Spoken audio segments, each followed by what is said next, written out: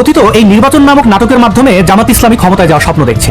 দেশের ধার্মিকদের একাংশকে জামাত ইসলামী কনভিন্স করতে পেরেছে এই বলে যে তারা ক্ষমতায় গেলে সোনার বাংলাদেশ গড়ে ফেলবে। সরকার কারা গঠন করবে, জামাত না বিএনপি? এই যে সাজানো নির্বাচন, এটাকে যেভাবেই হোক থামাতে হবে।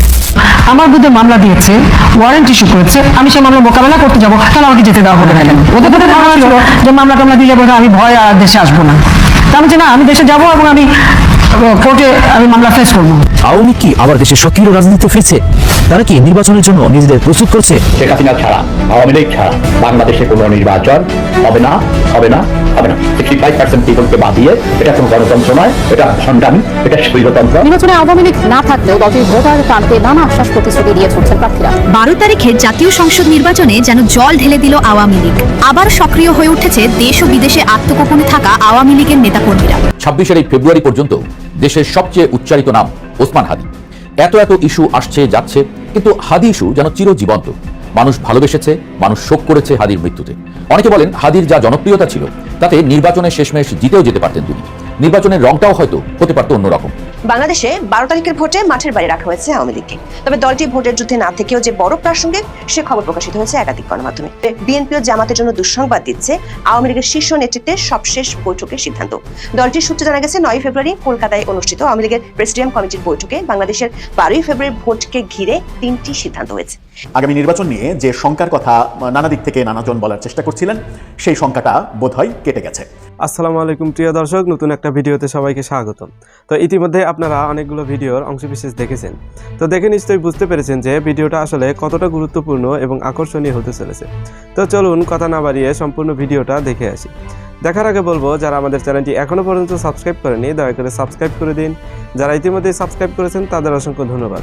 তো প্রিয় দর্শক, চলুন কথা না বাড়িয়ে একটি লাইক দিয়ে সম্পূর্ণ ভিডিওটা দেখে আসি। 2025 সাল তো বটেই, 26 ফেব্রুয়ারি পর্যন্ত দেশের সবচেয়ে উচ্চারিত নাম ওসমান হাদি। এত ইস্যু আসছে যাচ্ছে, কিন্তু হাদি ইস্যু যেন চিরজীবন্ত। মানুষ ভালোবেসেছে, মানুষ শোক করেছে হাদির মৃত্যুতে। অনেকে বলেন হাদির যা জনপ্রিয়তা ছিল তাতে নির্বাচনে শেষমেশ জিতেও যেতে পারতেন তিনি। নির্বাচনের রংটাও হয়তো হতে পারত অন্যরকম, কিন্তু সেসব থেমে গেল হাদির মৃত্যুতে। তবে নির্বাচনের ঠিক 5 দিন আগে এসে সামাজিক যোগাযোগ মাধ্যমে আবারও ঝড় উঠেছে হাদিকে নিয়ে। প্রশ্ন উঠেছে, হাদিকে মেরে আসলে লাভটা কার হলো? অনেকে তো সরাসরি বলছেন রাষ্ট্রের কিছু অংশ জড়িত এই হত্যার পেছনে।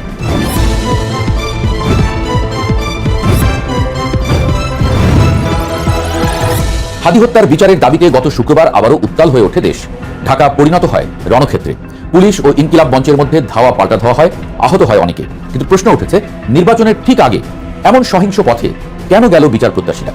অনেকে সন্দেহের সুরে বলছেন ঘটনার পেছনে আছে নির্বাচন বানচালের ষড়যন্ত্র। যদিও ইনকিলাব মঞ্চ সেই অভিযোগ প্রত্যাখ্যান করেছে, বলেছে নির্বাচন সঠিক সময়েই হতে হবে। তবুও আলোচনা থামছে না। এই উত্তাপে ঘি ঢেলে দিয়েছেন ইরফান শেখ নামে জাহাঙ্গীরনগর বিশ্ববিদ্যালয়ের এক শিক্ষার্থী। হাদিকে নিয়ে তার এক বিস্ফোরক ফেসবুক স্ট্যাটাস রীতিমতো তাসের ঘরের মতো অনেক হিসাব উল্টে দিয়েছে। তিনি লেখেন, সম্ভবত এটা আমার লেখা সবচেয়ে ঝুঁকিপূর্ণ পোস্ট। পুরো স্ট্যাটাসটি অনেক বড় হওয়ায় সংক্ষেপ করছি। যা হোক, ইরফান লিখেছেন, আওয়ামী লীগের যদি কাউকে গুলি করতে ইচ্ছা করে তবে তালিকায় সবার উপরে থাকার কথা নাহিদ, হাসনাত বা সার্জিসদের, যারা কোনো সেফটি নেট ছাড়াই ঘুরতেন। কিন্তু লীগ তাদের না মেরে জুলাই আন্দোলনের 3rd লেয়ারের কর্মী ওসমান হাদিকে মারল কেন? হাদি মাত্র 1.5 বছরের মধ্যে কোত্থেকে এত কোটি কোটি টাকার আসবাবপত্র আর সংগঠনের অ্যাসেট তৈরি করলেন? হাদির পেছনে নিশ্চয়ই বড় কারো আশীর্বাদ ছিল। হাদি ন্যাশনাল ফিগার ছিলেন না, কিন্তু তাকে সিগমা মেল বানানোর জন্য মিম পেজ আর নিউ মিডিয়াগুলো মরিয়া হয়ে কাজ করেছে। তার পুরো উত্থানটা সুপার গ্লু দিয়ে দাঁড় করানো তাসের ঘরের মতো। ইরফান শেখের মতে সবচেয়ে রহস্যময় হলো খুনি ফয়সালের কাছে পাওয়া 218 কোটি টাকার চেক। জুলাইয়ের একজন কর্মীকে মারতে কেউ এত টাকা খরচ করে না। এই কাজ কোনো কাঁচা হাতের নয়। হাদিকে মেরে আওয়ামী লীগের লস হয়েছে, আর সবচেয়ে বড় বেনিফিশিয়ারি হয়েছে জামায়াত। হাদির কোনো বড় অবদান না থাকলেও তাকে রাতারাতি ন্যাশনাল হিরো বানানো হয়েছে। জাতীয় কবির পাশে কবর খুঁড়ে তাকে দাফন করা হলো। হাদির বড় ভাইকে রাতারাতি ফরেন মিনিস্ট্রির মতো সংবেদনশীল জায়গায় চাকরি দেওয়া হলো। সরকার সব করার পরও কেন ইনকিলাব মঞ্চ এখন যমুনা ঘেরাও করছে? কেন তারা দিল্লিতে বসে থাকা আপার বিচারের বদলে যমুনায় গিয়ে সংঘর্ষ করছে? এটি কি নির্বাচন বানচালের বা রাজনৈতিক ফায়দা লোটার কোনো মেটিকুলাস ডিজাইন? ইরফান শেখের এই ব্যবচ্ছেদ নাড়িয়ে দিয়েছে সোশ্যাল মিডিয়া। প্রশ্ন উঠেছে, খুনিরা কেন নাহিদ বা হাসনাতের মতো হেভিওয়েটদের ছেড়ে তুলনামূলক লো প্রোফাইল হাদিকে বেছে নিল? বিশ্লেষকরা বলছেন, হাদিকে মারা মানে কেবল একজন মানুষকে মারা নয়, উদ্দেশ্য ছিল একটি বিশেষ জনতাত্ত্বিক ও আদর্শিক গোষ্ঠীকে খেপিয়ে তোলা। হাদির এই তড়িৎ উত্থান আর এই সুপার গ্লুর যোগানদাতা আসলে কারা? সেই প্রশ্নটি এখন সবচেয়ে বড় হয়ে দাঁড়িয়েছে সবার মধ্যে। যা হোক, সবচেয়ে বিস্ফোরক মন্তব্যটি হলো সেই 218 কোটি টাকার চেক নিয়ে। প্রশ্ন তুলেছেন, জুলাই আন্দোলনের এক কর্মীকে মারার জন্য কেউ কি এত টাকা খরচ করে, নাকি এই চেকগুলো ছিল একটি পরিকল্পিত আলামত যা দিয়ে সরকারের উপরে চাপ সৃষ্টি করা যায়? ইরফান শেখের মতে, হাদিকে হত্যার সবচেয়ে বড় বেনিফিশিয়ারি বা সুবিধাভোগী হলো সেই শক্তি যারা হাদির মৃত্যুকে পুঁজি করে 2.5 মাস ধরে রাজপথ গরম করে রেখেছে। হাদি ইস্যু যেভাবে অন্য সব জাতীয় ইস্যুকে ছাপিয়ে বাঁচিয়ে রাখা হয়েছে তা স্বাভাবিক রাজনৈতিক প্যাটার্নের বাইরে। বিশেষজ্ঞের এক পক্ষ মনে করছেন, হাদিকে খুনের মাধ্যমে বর্তমান সরকারকে আরো দীর্ঘায়িত করে নিজস্ব স্বার্থ হাসিল করার জন্য অস্থিতিশীলতার বীজ বোনা হয়েছে। এখন প্রশ্ন ওঠে, হাদিকে তাহলে আসলে মারল কারা? খুনি ফয়সাল আওয়ামী লীগের কর্মী এবং সে ভারতে পালিয়েছে, এটা সত্যি। কিন্তু ফয়সালকে কি কেবল আওয়ামী লীগই হায়ার করেছিল, নাকি এর পেছনে এমন কেউ আছে যারা জানতো ফয়সাল ধরা পড়লে দায়টা আওয়ামী লীগের ঘাড়ি চাপবে এবং মাঝখান থেকে ফায়দা লুটবে তৃতীয় পক্ষ? বলা হচ্ছে, সব মিলিয়ে যা ঘটল তা হলো হাদির লাশের উপর দাঁড়িয়ে একটি নির্দিষ্ট আদর্শের প্রসারণ ঘটানো হলো।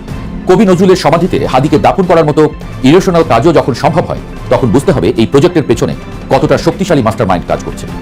ইরফানের ভাষায় সবচেয়ে অদ্ভুত বৈপরীত্য হলো ইনকিলাব মঞ্চের বর্তমান অবস্থান। হাদি সমর্থিত সরকার ক্ষমতায় থাকার পরেও কেন এই রাজপথের সহিংসতা? সরকার হাদির পরিবারকে 2 কোটি টাকা দিয়েছে আর ভাইকে যুক্তরাজ্যের হাই কমিশনে চাকরি দিয়েছে। এমনকি তদন্তের স্বচ্ছতার জন্য খোদ প্রধান উপদেষ্টা জাতিসংঘের সাহায্য চেয়ে চিঠি দিয়েছেন। যেখানে জাতিসংঘ তদন্তের দায়িত্ব নিচ্ছে, সেখানে নির্বাচনের মাত্র 5 দিন আগে যমুনা ঘেরাও করা কি বিচার চাওয়া, নাকি সরকারের বিদায় বেলায় একটি চরম অরাজকতা তৈরি করা? বিশেষজ্ঞের মতে, ইনকিলাব মঞ্চ যমুনায় গিয়ে সেই শাহবাগী আমলের ফুটেজখড়ি আন্দোলন করছে, যেখানে উদ্দেশ্য বিচার নয়, উল্টো পুলিশের সঙ্গে মারামারি করে ভিকটিম সেজে রাজনৈতিক ফায়দা লোটা। যদিও ইনকিলাব মঞ্চ সেটা প্রত্যাখ্যান করেছে, বলেছে আমরা যথাসময়ে নির্বাচনও চাই। যা হোক, সমালোচকরা তাতে থামছেন না, বলছেন খুনি ফয়সাল ভারতে, তাকে ফিরিয়ে আনা যে দীর্ঘমেয়াদী প্রক্রিয়া তা সবাই জানে। তা সত্ত্বেও বিদায়ী সরকারের উপর এমন অসম্ভব চাপ সৃষ্টি করা কি যৌক্তিক, যখন সরকারের মেয়াদ আছে আর মাত্র কয়েকদিন? সন্দেহভাজন অনেকেই কারাগারে থাকা সত্ত্বেও এই সহিংসতা প্রমাণ করে যে হাদি হত্যার বিচার চাওয়াটা এখানে স্রেফ একটা ওসিলা মাত্র।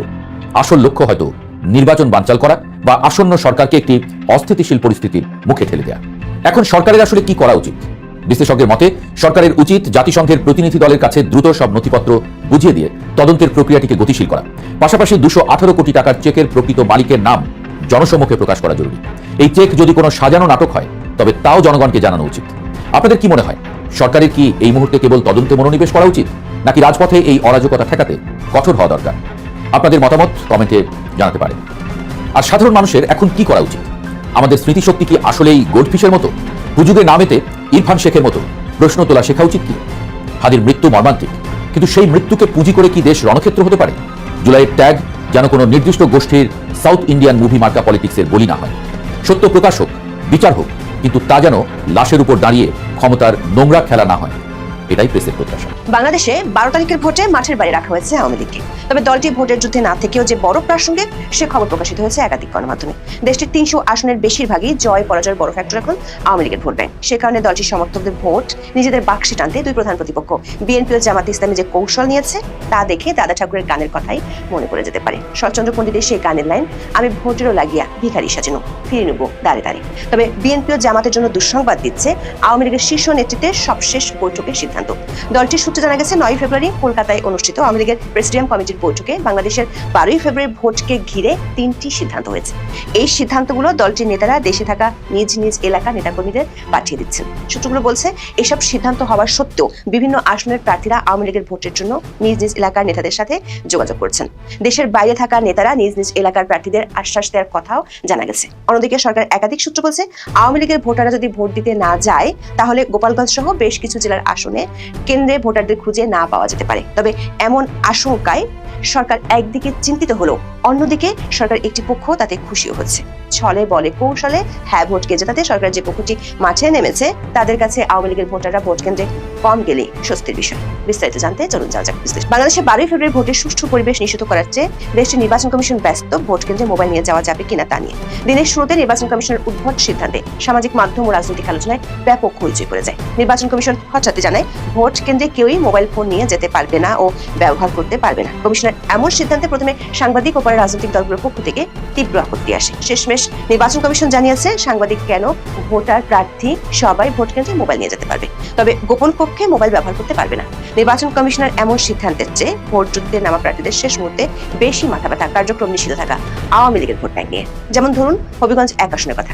এই আসনে এবার বিএনপি প্রার্থী হয়েছে প্রয়াত আওয়ামী লীগ নেতা ও সাবেক অর্থমন্ত্রী শাহ এএমএস কিবরিয়ার ছেলে রেজা কিবরিয়া। আওয়ামী লীগের শত্রু হিসেবে পরিচিত রেজা কিবরিয়ার কাছে এখন আওয়ামী লীগের ভোটাররাই সবচেয়ে বেশি প্রিয়। নবীগঞ্জের কয়েকজন বাসিন্দা জানিয়েছেন আওয়ামী লীগ ভোটে না থাকলেও তাদের সমর্থকদের কাছে টানতে চেষ্টা করেছেন বিএনপি ও বিএনপি থেকে বহিষ্কৃত স্বতন্ত্র প্রার্থী দুই পক্ষই। তাদের ভাষ্য, হিন্দু সম্প্রদায় ও আওয়ামী লীগের ভোটাররা যে প্রার্থীকে বেশি ভোট দেবে দেখা যাবে সেই প্রার্থী এগিয়ে থাকবেন। আবার বুড়িচং ও ব্রাহ্মণপাড়া এই দুই উপজেলা নিয়ে গঠিত কুমিল্লা 5 সংসদীয় আসন, আওয়ামী লীগের দুর্গ বলে পরিচিত এই আসনটিতে নিজেদের অবস্থান শক্ত করতে দলটির সমর্থকদের ভোট নিশ্চিত করতে চায় বিএনপি, জামাত ইসলামী ও এবি পার্টির প্রার্থীরা। এমন চিত্র দেখা যাচ্ছে দেশের বেশিরভাগ আসনে। এমনকি প্রার্থীরা দেশের বাইরে থাকা আওয়ামী লীগের নেতাদের সাথেও নিয়মিত যোগাযোগ রাখছেন। মাদারীপুর 1 আসনের প্রার্থী নাদির আক্তারের নির্বাচনী জনসভায় আওয়ামী লীগের নেতারা জয় বাংলা, জয় বঙ্গবন্ধু স্লোগান দিয়ে বিএনপির জন্য ভোট চেয়েছে। জেলার বর্তমান ও সাবেক সব জনপ্রতিনিধি আওয়ামী লীগ ও সাবেক চিফ হুইপ নুরি আলম চৌধুরী লিটনের অনুসারী।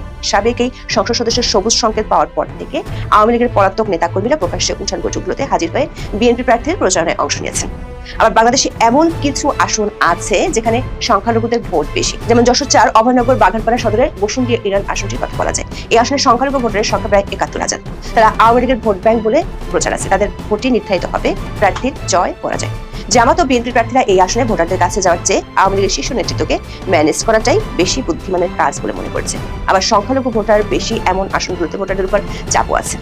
নির্যাতন নিপীড়ন থেকে বাঁচতে তাদেরকে ভোট কেন্দ্রে যেতেই হবে। দেশের এমন আসনগুলোতে আওয়ামী লীগের ভোটাররা কি করবে তাও নানা আলোচনায় উঠে এসেছে। আওয়ামী লীগের একাধিক সূত্র বলছে, ভোটের দিন মানে 12ই ফেব্রুয়ারি আওয়ামী লীগের নেতাকর্মী ও সমর্থকরা কি করবে সে বিষয়ে কলকাতায় দলটির প্রেসিডিয়াম সদস্যদের বৈঠক অনুষ্ঠিত হয় 9ই ফেব্রুয়ারি সন্ধ্যায়। বৈঠকে মোফাজ্জল হোসেন চৌধুরী, মায়া ও জাহাঙ্গীর কবির নানক উপস্থিত ছিলেন।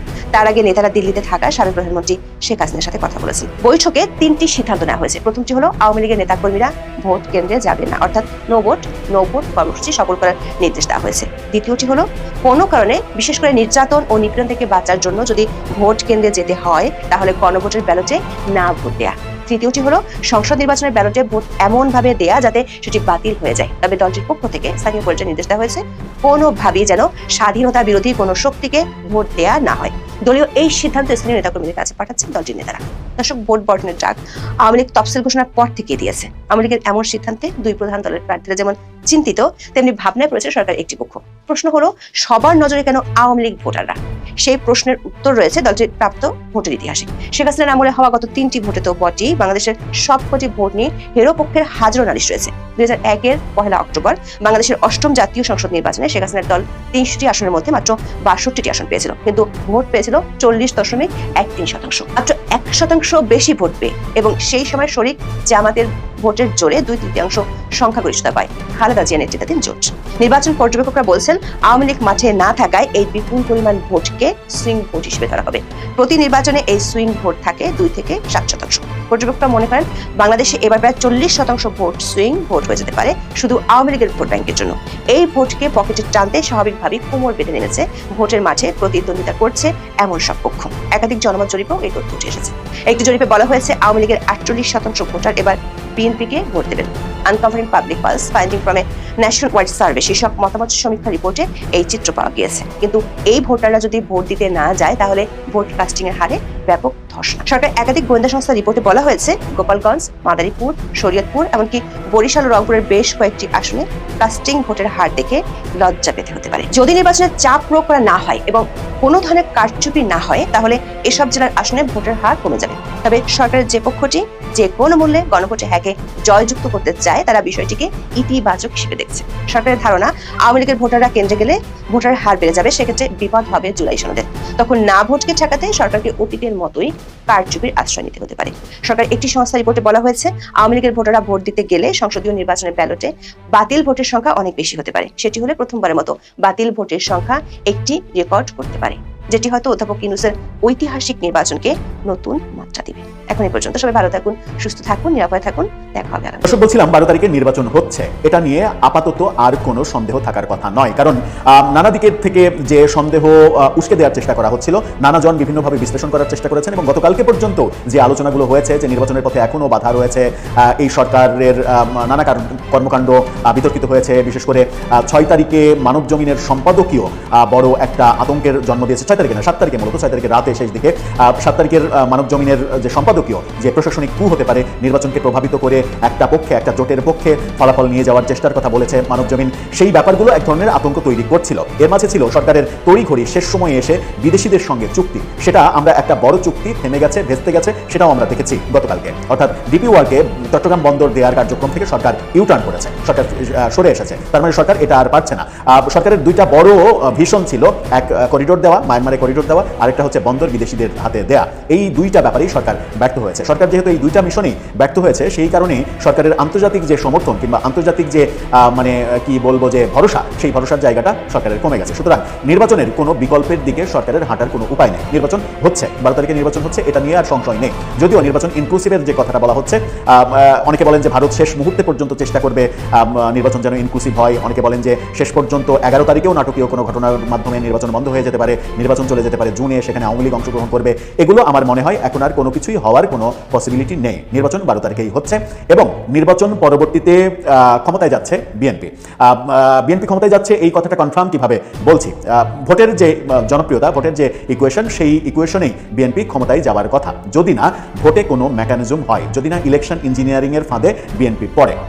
আমরা ইলেকশন ইঞ্জিনিয়ারিংয়ের নানা রকমের কথা বহুদিন থেকে শুনে আসছি এবং সর্বশেষ পর্যায় পর্যন্ত গত 5-6 তারিখ পর্যন্ত বিএনপির সঙ্গে এক ধরনের সমঝোতা করার চেষ্টা করা হয়েছে বিভিন্ন পক্ষ থেকে। আমি সেই পক্ষগুলোর নাম নিতে চাইছি না। বিভিন্ন পক্ষ থেকে বিএনপির সঙ্গে একটা সমঝোতা করার চেষ্টা করা হয়েছে যে নির্বাচনের পরে নির্বাচনের স্টেক হোল্ডার যারা রয়েছেন, অর্থাৎ পক্ষ বিপক্ষ সব শক্তি, সবাইকে নিয়ে যেন বিএনপি সরকার গঠন করে। অর্থাৎ একটা ঐক্যমতের সরকার, একটা জাতীয় সরকার, সবাইকে নিয়ে সরকার গঠন করলে যেটা হবে সেটা হচ্ছে যে এই সরকারের যে ভিশন ছিল, সংস্কার সহ জুলাই সনদ বাস্তবায়ন, নানা রকমের যে ভিশন ছিল, সেই ভিশনগুলো সাকসেসফুলি সামনের দিকে এগিয়ে যাবে। কিন্তু তারেক রহমানের রয়টার্সের সঙ্গে সাক্ষাৎকার সেই আশাটা শেষ করে দিয়েছে। তারেক রহমান স্টেট জানিয়ে দিয়েছেন যে কারো সঙ্গে কোনো ঐক্যমতের সরকার তারা করবেন না, তারা একক সংখ্যাগরিষ্ঠতাই পাবেন, তারা সরকার গঠন করবেন। তার মানে হচ্ছে যে অন্য যে দলগুলো রয়েছে, ইসলামী শক্তিগুলো রয়েছে কিংবা নতুন রাজনৈতিক দল, তাদের সঙ্গে ঐক্যের যে সরকারের প্রক্রিয়া বিএনপিকে রাজি করানোর চেষ্টা করা হচ্ছিল, সেই প্রক্রিয়ায় বিএনপি যায়নি। তার মানে বিএনপি কনফিডেন্ট হয়েছে যে ভোটের মাধ্যমেই তারা নির্বাচনে যাচ্ছে। ইলেকশন ইঞ্জিনিয়ারিং এর চিন্তাগুলো অনেক দিন থেকে বিভিন্ন জন বিভিন্নভাবে বলে, বিভিন্নভাবে যুক্তরাষ্ট্রের যে ওয়াশিংটন পোস্টের যে রিপোর্ট, অর্থাৎ মার্কিন কূটনীতিবিদের অডিও ফাঁস হয়েছিল, যেখানে বলার চেষ্টা করা হয়েছিল যে যুক্তরাষ্ট্র চাইছে জামাত ক্ষমতায় আসুক, সেই ক্ষেত্রে যুক্তরাষ্ট্র জামাতের সঙ্গে এক্সট্রিমিস্ট হিসেবে ইসলামী আন্দোলনকে দেখছিল, ইসলামী আন্দোলন যেন না থাকে সেই ব্যবস্থাও সম্ভবত যুক্তরাষ্ট্রের পরামর্শেই করা হয়েছে। এই ব্যাপারগুলো যখন ভাবা হচ্ছিল এবং অনেকে বলছিলেন যে যুক্তরাষ্ট্র যেটা চাইবে সেটাই তো হবে, হয়তো বা তাই, বাংলাদেশের রাজনীতিতে হয়তো বা তাই। এবং বলা হয়ে থাকে, বিভিন্নভাবে আলোচনা তো হয়েই থাকে যে যুক্তরাষ্ট্রের ডিপ স্টেটের মানে মেকানিজমের মাধ্যমেই শেখ হাসিনার সরকারের পতন হয়েছে, সেটা ভিন্ন আলোচনা। কিন্তু যুক্তরাষ্ট্রের প্রভাব কি তাহলে বাংলাদেশের উপরে থাকবে না? উত্তর খুব সহজ এবং সিম্পল। যুক্তরাষ্ট্রের সঙ্গে ভারতের দূরত্ব তৈরি হয়েছিল, পাকিস্তানের সঙ্গে বন্ধুত্ব তৈরি হয়েছিল। পাকিস্তানের সঙ্গে বন্ধুত্ব তৈরি হওয়ার কারণে, ভারতের সঙ্গে দূরত্ব তৈরি হওয়ার কারণে যুক্তরাষ্ট্র এককভাবে বাংলাদেশের উপরে যে ভাবনাটা তারা স্টাবলিশ করার চেষ্টা করছিল, ভারতের সঙ্গে নতুন করে বন্ধুত্ব জোড়া লাগার পরে 50% থেকে শুল্ক 18% নামার পরে 10 বছর মেয়াদী একটা চুক্তি হয়ে যাওয়ার ফলে, ভারতের সঙ্গে আরেকটা সামরিক চুক্তি হওয়ার ফলে এই ব্যাপারগুলো ভেস্তে গেছে। অর্থাৎ যুক্তরাষ্ট্র এই অঞ্চলের, নট অনলি বাংলাদেশ, এই অঞ্চলের পুরো ব্যাপারটা ভারতের চোখ দিয়েই দেখতে চায়। আরও যদি স্পষ্টভাবে বলা যায় তাহলে যুক্তরাষ্ট্র $1500 মিলিয়ন একটা মানে বাজেট দিয়েছে বার্মা এবং আরাকান আর্মিকে কেন্দ্র করে। সেই বাজেটটা খরচ করবে ভারত এবং থাইল্যান্ড। ভারত এবং থাইল্যান্ড যখন মানে এই বাজেটটা খরচ করবে, তখন বাংলাদেশকে যুক্তরাষ্ট্র মাইনাস করেছে। তো বাংলাদেশকে যুক্তরাষ্ট্র মাইনাস করেছে মানে হচ্ছে যুক্তরাষ্ট্র বাংলাদেশের কাছ থেকে কিংবা এই সরকারের কাছ থেকে করিডোর পায়নি। করিডোরের এই বাংলাদেশ দিয়ে করিডোরই তো মায়ানমারের আরাকান আর্মির সঙ্গে যোগাযোগ স্থাপনের সব থেকে ভালো ওয়ে। সেই ব্যাপারটার কারণে ভারতকে এবং থাইল্যান্ডকে পুঁজি করছে এখন যুক্তরাষ্ট্র। এবং এই অঞ্চলের রাজনীতি, আপনি একটা ব্যাপার দেখেন, একদিন আগেই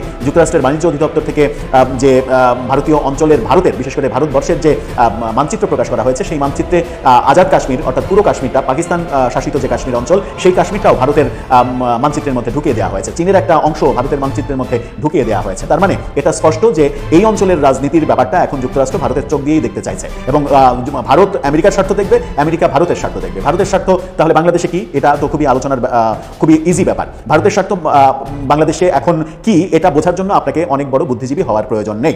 খুব সিম্পলভাবে বেগম খালেদা জিয়া মৃত্যুর পরদিন জানা যায় এস জয়শঙ্কর, ভারতের বিদেশমন্ত্রী, তার ছুটে আসা বার্তা দেয় এবং তার ছুটে এসে তারেক রহমানকে প্রধানমন্ত্রী নরেন্দ্র মোদীর চিঠি হস্তান্তর করা বার্তা দেয় যে ভারত এখন বাংলাদেশে তারেক রহমানের নেতৃত্বেই বাংলাদেশকে দেখতে চাইছে। এটা একেবারে ওপেন সিক্রেট ব্যাপার, এটার মধ্যে আর কোনো লুকোছাপা ব্যাপার নেই। আবার সরকারের এই ক্ষেত্রে অনেক কিছু করার যে থাকার কথা ছিল, যে সরকার ইচ্ছা করলে অনেক কিছু করতে পারতো, অনেক কিছুকে প্রভাবিত করতে পারতো, সেই প্রভাবটাও সরকারের কমে গেছে। সরকারের প্রভাব কমে গেছে। সাম্প্রতিক তিনটা আপনাদেরকে ফটোকার্ড দেখাবো, তিনজনের তিনটা মন্তব্য দেখাবো, তাহলে আপনি বুঝতে পারবেন যে ব্যাপারগুলো কি হচ্ছে। আপনি প্রথমে দেখুন দেবপ্রিয় ভট্টাচার্যের, সিপিটির ফেলো দেবপ্রিয় ভট্টাচার্য, তিনি কি বলছেন? তিনি বলছেন প্রধান উপদেষ্টার বক্তব্যের সঙ্গে বাস্তব কাজের মিল নেই। অর্থাৎ প্রধান উপদেষ্টার খুবই ঘনিষ্ঠজন হিসেবে পরিচিত দেবপ্রিয় ভট্টাচার্য তিনি প্রধান উপদেষ্টার সমালোচনা করছেন একেবারে শেষ সময়ে এসে। গতকালকের মন্তব্য তার এটা। তিনি আরেকটা মন্তব্য করেছেন যে এই সরকারের দম ফুরিয়ে এসেছে, এই সরকারের দম ফুরিয়ে এসেছে, এরকম একটা ভয়াবহ মন্তব্য করেছেন তিনি। আবার এই সরকারের সঙ্গে খুবই ঘনিষ্ঠভাবে কাজ করা, ইলেকশনের সংস্কার কমিশনের প্রধান ছিলেন যিনি, ঐক্যমত্য কমিশনের তৃতীয় প্রধান তিনি ছিলেন বদিউল আলম মজুমদার, তিনি কি বলছেন? তিনি বলছেন কমিশনে দায়িত্ব পালন করলেও সরকারের অংশ ছিলাম না। তার মানে সরকারের অনেক কর্মকাণ্ড যখন সমালোচিত হচ্ছে তখন তার ভাগ নিতে চাইছেন না সরকারের খুবই ঘনিষ্ঠজন হিসেবে গত 1.5 বছর কাজ করা বদিউল আলম মজুমদার। তিনি যখন এই ভাগ নিতে চাচ্ছেন না, তখন আমাদের সরকারের প্রধান উপদেষ্টাকে বিনয়ের সঙ্গে অনুরোধ করে ক্ষমতায় থেকে যাওয়ার কথা যিনি কলাম লিখেছিলেন মাহফুজ আনাম, তার সম্প্রতি প্রকাশ করা যে মন্তব্য, এটা একটু পুরাতন, সেটা দেখে নিন। তিনি বলছেন মত প্রকাশ তো দূরের কথা, বেঁচে থাকা মুশকিল হয়ে গেছে। মাহফুজ আনাম, যে মাহফুজ আনাম এই সরকারকে থাকতে বললেন, পদত্যাগ যেন না করে সেই অনুরোধ করলেন, সেই মাহফুজ আনাম বলছেন বেঁচে থাকাটা দুষ্কর হয়ে গেছে, মত প্রকাশ তো অনেক দূরের কথা। তার মানে হচ্ছে যে সরকারের ঘনিষ্ঠজনরা কেউই এখন সরকারের ডিসক্রেডিটের ভাগগুলো নিতে চাইছেন না। আবার সরকারের উপদেষ্টা পরিষদেরও অন্তত 8 জনের বেশি উপদেষ্টা তাদের লাল পাসপোর্ট ফেরত দিয়ে সবুজ পাসপোর্ট নিয়েছেন। এটাও একটা বার্তা দেয় যে সরকারের ভেতরে উপদেষ্টা পরিষদেই আর এই সরকারে কন্টিনিউ করার ব্যাপারে আগ্রহ বোধ করছেন না অনেক উপদেষ্টা। সুতরাং সব দিক থেকেই এই সরকার আরও কিছুদিন স্টে করা কিংবা নির্বাচনে সরকারের প্রভাব থাকা, এই ব্যাপারগুলো আর সম্ভব নয়। এই ব্যাপারগুলো সম্ভব নয় বলে এখন নিশ্চিত ব্যাপারটা যেটা দাঁড়াচ্ছে সেটা হচ্ছে বিএনপি ক্ষমতায় আসছে এবং তারেক রহমান প্রধানমন্ত্রী হচ্ছেন। সেখানে গণভোট এবং জুলাই সনদ বাস্তবায়ন এগুলো একটা বড় ব্যাপার, সেই আলোচনা এত খোলামেলা নগ্নভাবে করতে চায় না বিএনপি। সেই জায়গায় একটা খুবই কৌশলী আচরণ করছে। যদিও আপনি বলতে পারেন যে গতকালও তো মির্জা ফখরুল ইসলাম আলমগীর বলেছেন যে আপনারা হাঁ ভোট দিবেন, হাঁ ভোটের ক্যাম্পেইন করেছেন তিনি। কিন্তু এই বিচ্ছিন্নভাবে একটা দুইটা বাক্য বলা আর গণভোটে হ্যাঁ এর ক্যাম্পেইন করা, এটার মাঝে যে একটা বিস্তর ফারাক রয়েছে।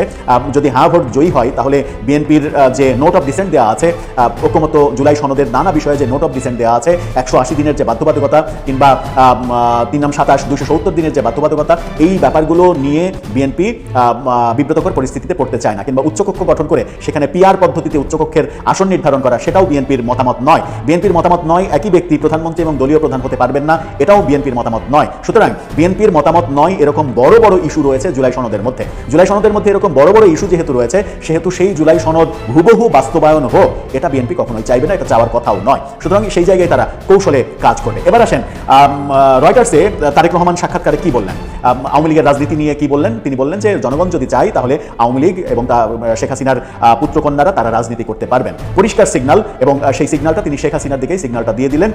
এই সিগন্যালটা একটা ভোটের রাজনীতির সিগন্যাল, যে ভোটে আওয়ামী লীগের লোকজন যেন অন্তত তাদের নিরাপত্তার জন্য বিএনপিকে ভোট দেয়, যারা ভোট দিতে যাবে তারা যেন বিএনপিকে ভোট দেয়, এটা একটা কৌশল রয়েছে। আরেকটা কৌশল হচ্ছে ভারত তো আর এমনি চাইবে না যে বিএনপি ক্ষমতায় আসুক কিংবা তারেক রহমানই ক্ষমতায় আসুক। ভারতের যাওয়ার পেছনে একটা শক্ত যদি কিন্তু রয়েছে, সেই যদি কিন্তু হচ্ছে তারেক রহমানের নেতৃত্বে বিএনপি ক্ষমতায় এসে যেটা করবে সেটা হচ্ছে আওয়ামী লীগের উপরে নিষেধাজ্ঞা যেন তুলে নেয় এবং আওয়ামী লীগকে যেন রাজনীতি করার সুযোগ দেয়। রাজনীতি করবে, সবাই মিলে রাজনীতি করবে, রাজনীতি করে পরবর্তী নির্বাচনে আওয়ামী লীগ অংশগ্রহণ করবে, সেখানে জনগণ যাকে ভোট দেবে তারা আবার সরকার গঠন করবে। ভারতের এই কোনো কিছু যে কথাগুলো বললাম সেই কথাগুলোর কোনো কিছুরই মানে আপনি যদি বলেন যে অকাট্য প্রমাণ, সেই অকাট্য প্রমাণ নেই। কিন্তু সব কিছুর কি আর অকাট্য প্রমাণ লাগে? সামান্য একটু বুদ্ধিমান মানুষই বুঝে যায় দুয়ে কিভাবে 4 হয়। ভারতের বিদেশমন্ত্রী জয়শঙ্কর বাংলাদেশে ছুটে আসলেন, প্রধান উপদেষ্টার সঙ্গে দেখা করলেন না, তিনি তারেক রহমানের সঙ্গে বিশেষভাবে আলাদাভাবে দেখা করে তাদের প্রধানমন্ত্রীর চিঠি হস্তান্তর করলেন এবং নরেন্দ্র মোদীর চিঠিতে যে ভাষা প্রয়োগ করেছিলেন সেই ব্যাপারগুলোতে একটু পিছনে সরে যান, ডিসেম্বরের শেষ দিন দুটিতে ফিরে যান, তাহলেই বুঝতে পারবেন যে ভারত বিএনপির কাছ থেকে এই মুহূর্তে কি চাইছে। এবং বিএনপির মির্জা ফখরুল ইসলামের মানে সাক্ষাৎকার, আল জাজিরার সাক্ষাৎকার, তারেক রহমানের রয়টার্সের সাক্ষাৎকার, এর আগে মির্জা ফখরুলের ভারতীয় পত্রিকা এই সময়ের সাক্ষাৎকার, এই সাক্ষাৎকারগুলো একটু রিমাইন্ড করে দেখুন। সেখানে ভারত সম্পর্কেও বিএনপির অবস্থান স্পষ্ট যে ভারতের সঙ্গে সম্পর্ক উন্নয়ন করতে চায়। আরেকটা কথা দিয়ে শেষ করব, সেটা হচ্ছে আমাদের পররাষ্ট্র উপদেষ্টা তিনিও বলেছেন যে বর্তমান সরকারের আমলে ভারতের সঙ্গে আমাদের সম্পর্ক আমরা যথেষ্ট ভালো করতে পারিনি, নিশ্চয়ই পরবর্তী সরকার এসে সেই সম্পর্কটা ঝালাই করে নেবে। সেটাও একটা ইঙ্গিত যে পরবর্তী সরকার কারা আসছে, কারা ঝালাই করে নেবে। তাহলে এন্ড অফ দ্য টাইম কি হচ্ছে, ব্যাপারটা হচ্ছে তিনটা। তিনটা ব্যাপার হচ্ছে, নির্বাচন হচ্ছে 12 তারিখেই হচ্ছে, ক্ষমতায় বিএনপি আসছে, তারেক রহমান প্রধানমন্ত্রী হচ্ছেন, এবং বিএনপি ক্ষমতায় এসে আওয়ামী লীগকে রাজনীতি করার সুযোগ দেবে এবং রাজনীতিতে আওয়ামী লীগের উপরে যে নির্বাহী নিষেধাজ্ঞা সেই নিষেধাজ্ঞা তুলে নেবে। মিলে যাবে কি এই ভবিষ্যৎবাণীগুলো? চলুন একটু অপেক্ষা করি 12 তারিখ পর্যন্ত। সেই পর্যন্ত আপনার মতামত জানিয়ে লিখতে পারেন আমাদের কমেন্ট বক্সে। তো প্রিয় দর্শক, আশা করছি সম্পূর্ণ ভিডিওটা মনোযোগ দিয়ে দেখেছেন। দেখে কি বুঝলেন, কি জানলেন, আপনাদের গুরুত্বপূর্ণ মতামতগুলো আমাদের কমেন্ট বক্সে জানিয়ে দিন। পারলে ভিডিওটা শেয়ার করে অন্যকে দেখার সুযোগ করে দিন। আবারও বলছি, যারা আমাদের চ্যানেলটি এখনও পর্যন্ত সাবস্ক্রাইব করেননি দয়া করে সাবস্ক্রাইব করে দিন। যারা ইতিমধ্যেই সাবস্ক্রাইব করেছেন তাদের অসংখ্য ধন্যবাদ। তো প্রিয় দর্শক, আজকের মতো এ পর্যন্তই। দেখা হবে পরবর্তী কোনো নিউজে। ততক্ষণ সবাই ভালো থাকবেন, সুস্থ থাকবেন। আল্লাহ হাফেজ।